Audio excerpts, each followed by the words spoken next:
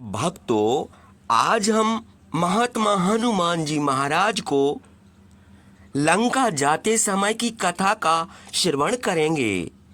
और लंका जाते समय बाबा हनुमान को किस किस ने रोका था और उन्होंने 100 योजन समुद्र को कैसे और कितने तेज वेग से पार किया होगा। तो बाबा हनुमान जी को समुद्र पार करते समय कितनी परेशानियों का सामना करना पड़ा होगा, तो हम जानते हैं। इस छोटे से प्रसंग के माध्यम से आपसे मैं निवेदन करता हूँ कि आप कथा को अंत तक पूरा श्रवण जरूर कीजिए और हमारे सनातनी धार्मिक चैनल जय करीला धाम को सब्सक्राइब भी कर दीजिए। तो चलिए हम कथा का श्रवण करते हैं। पवन वेग से हनुमान जी समुद्र के ऊपर आकाश में उड़े जा रहे थे। पवन देव अप्रत्यक्ष रूप से उनकी सहायता कर रहे थे। आकाश में देवगण उन पर पुष्प वर्षा कर रहे थे। समुद्र के गर्भ में मैनाक नामक एक पर्वत था।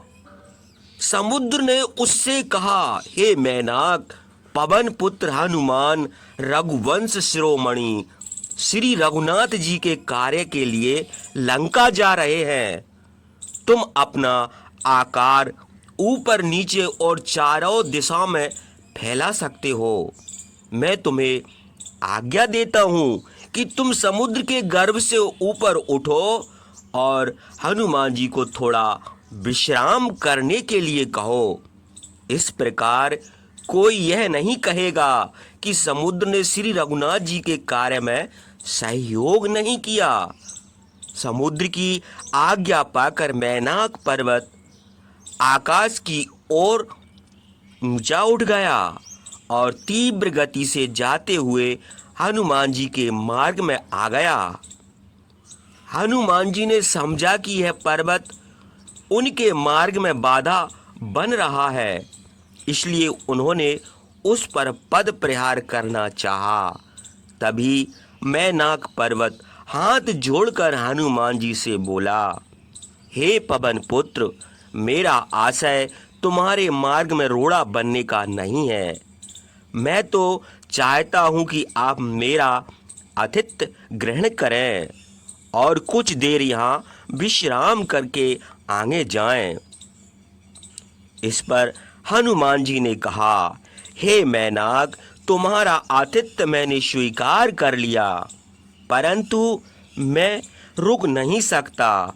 मैंने संकल्प लिया हुआ है कि मार्ग में रुके बिना ही मैं लंका पहुंचूंगा। ऐसा कहकर हनुमान ने अपने एक पैर का आघात करके मैनाक पर्वत को फिर से समुद्र में धकेल दिया और आगे बढ़ गए। उनकी गति और तीव्र हो गई। हनुमान जी अभी थोड़ा आगे बढ़े ही थे कि समुद्र में रहने वाली नागमाता सुरसा अपना विकराल मुंह फाड़कर हनुमान जी के मार्ग में आ खड़ी हुई और हनुमान जी से बोली, अरे बानर, तू मेरा निरादर करके कहाँ जा रहा है? तू मेरा भोजन है, मैं तुझे खाऊंगी। हनुमान जी ने मुस्कुराकर सुरसा से कहा, देवी, मैं श्री रामचंद्र जी के कार्य से लंका जा रहा हूँ। तुम्हें मेरे मार्ग में अवरोध नहीं बनना चाहिए और उनके कार्य में विघ्न नहीं डालना चाहिए। यदि तुम मुझे खाना ही चाहती हो तो मैं तुम्हें वचन देता हूँ कि मैं श्री रामचंद्र जी के कार्य को संपन्न करके पुनः तुम्हारे पास आ जाऊंगा, तब तुम मुझे खा लेना। हनुमान जी के ऐसा कहने पर सुरसा बोली, अरे बानर, मुझे यह वर मिला है कि कोई भी मुझे लांग कर आगे नहीं जा सकता। तुम्हें यदि आगे जाना ही है तो मेरे मुख में प्रवेश करके ही आगे जाना होगा। ऐसा कहकर सुरसा ने अपना विशाल मुख फैला दिया। आगे का मार्ग अवरुद्ध देखकर हनुमान जी ने भी अपना आकार बढ़ा लिया। सुरसा ने अपने मुख का आकार उनसे भी बड़ा कर लिया। तब हनुमान जी ने अपना रूप अंगूठे के बराबर छोटा करके सुरसा के मुख में प्रवेश किया और वे तत्काल मुख के बाहर निकल आए।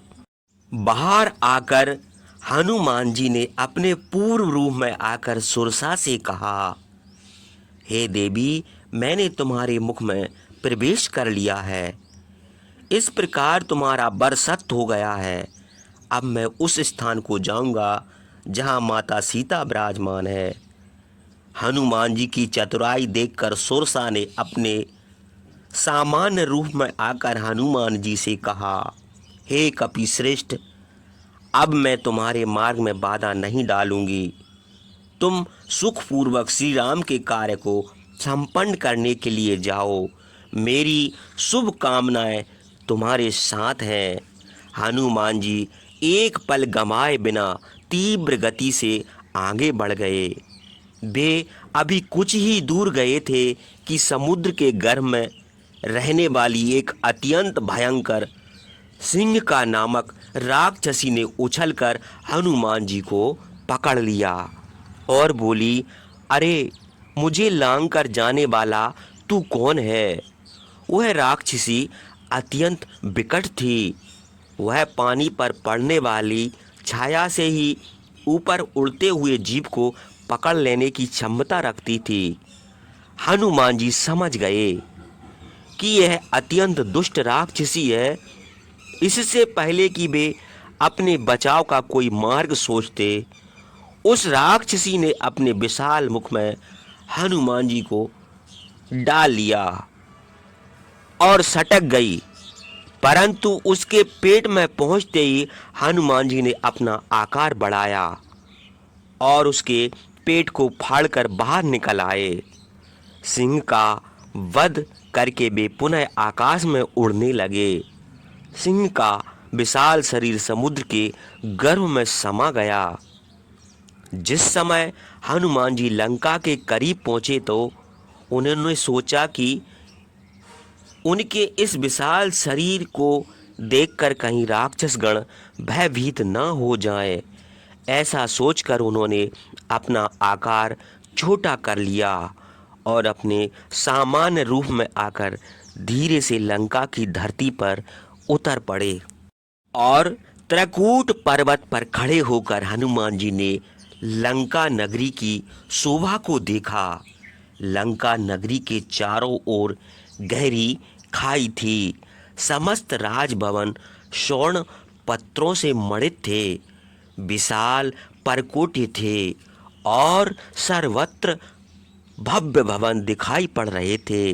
लंका में चारों ओर शक्तिशाली और विराट शरीर वाले राक्षस मदमस्त होकर विचरण कर रहे थे। परकोटों पर रावण के सशस्त्र सैनिक विद्वान थे। उनके वर्ण काले थे और वे बड़े भयानक दिखाई पड़ रहे थे। अधिकांश राक्षस और राक्षसियां मदपान किए हुए थे और मांस भक्षण कर रहे थे।